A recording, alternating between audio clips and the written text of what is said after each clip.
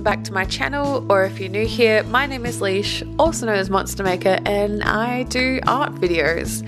Today I'm reviewing and trying out these super cheap markers from Wish.com. These are a set of 80 alcohol-based markers similar to the ever popular Copic markers.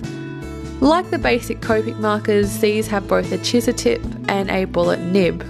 I much prefer Copic sketch or chow markers because they have a brush tip, which I find easier to work with and to blend.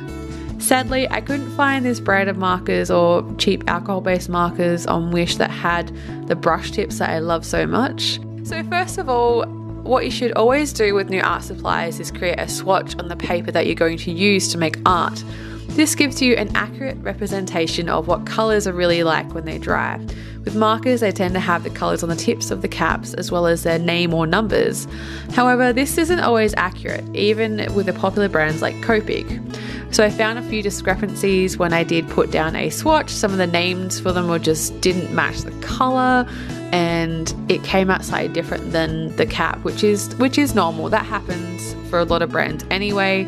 That's why it's good to do a swatch. So I thought I would go through and check out the differences between these markers, which are Touch 5, the cheap markers, and regular Copic markers. I wanted to see how they would blend, as I've never really used chisel tips for blending or anything like that, and so I gave it a shot with some of my regular Copic markers as well and tried out some of my brush markers. I definitely find that having a brush tip makes it a lot easier to blend different colours. However, when I tried the ink, there wasn't too much difference between the brands.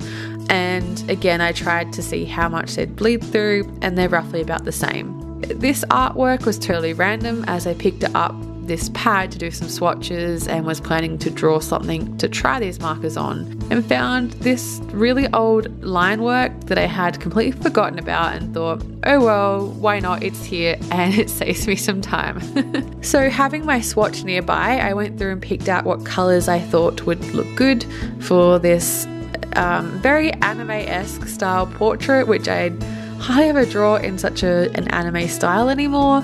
I went through and started laying down some colours. I started with light colours, then added the darker ones to see how this process would work as far as blending the colours. I was very nervous doing this because, again, I'm not used to having to rely on just a chisel tip or a bullet nib, and just really had no idea how this sort of ink would work because I'm so used to using Copic markers, or even as of late I've mainly been doing watercolor artwork or digital artwork. Once I had the lighter colors down and I was adding in the darker shading colors, it just seemed very messy. So I went over with another light color to sort of blend it out, which is what I would normally do with Copic markers too.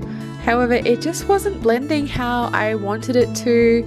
I think it can be very difficult when you get a pack and it just has stock standard colours.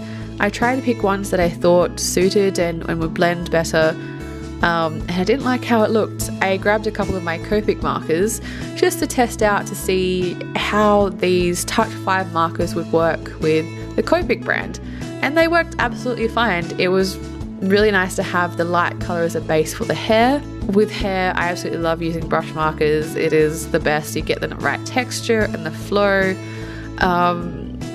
But yeah, the bullet nibs, not so much. At least not so much in the style that I'm used to working with. I probably sound like I'm making a lot of excuses for myself, but you know, this was the first picture that I did with these markers, and so I feel like there was a huge learning curve there.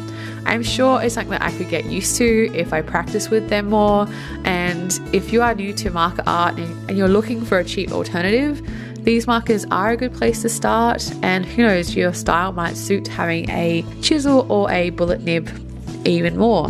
What I found with using these markers was that the colours are a lot brighter and more saturated than what I'm used to working with. I personally like to have some slightly dull tones, which are more common with the Copic markers, and so these were a bit interesting for me to work with. It made things look extra cartoony and anime because it was just so bright, which it suited this piece. I struggled a lot with laying down the skin tones which I chose for this piece. I wanted to do some dark skin tones for this anime-esque style character, but found that they weren't quite the right colours I was looking for, and that they were really hard to blend nicely. I'm sure it's something I could get used to, but again, this being my first piece with these markers and first attempt, it's not so great. What I try to do is lay down the shading or dark tones first and blend the lighter tones over top, but they seem to be a little bit mismatched, and so the tones, like the undertone of the browns, might have been slightly more yellow or slightly more red with the ones that I tried to blend together, but I just did the best with the colours that I had. Normally I much prefer to pick up my own colours, but it was really hard to pass up this set of 80 markers, and I think I ended up paying 37 Australian for it, and it had free shipping, or that was shipping included. So anyways, I really hope you guys like this little review and quick time lapse of me trying out these cheap Copic alternatives. If you did like this video, please give it a thumbs up and hit the subscribe button if you haven't already. I do heaps of art videos and review art supplies and do digital art as well, and some tutorials. Anyways guys, thank you so much for watching and tuning in. I will see you in my next video, but until then, keep drawing.